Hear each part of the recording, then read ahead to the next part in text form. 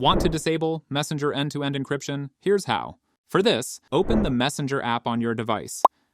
Next, at the bottom, click on the menu icon. Now you will see different options. Tap on the Settings option. Again, a few options will appear. Click on Privacy and Safety. Here, under the Security section, tap on End-to-end encrypted chats.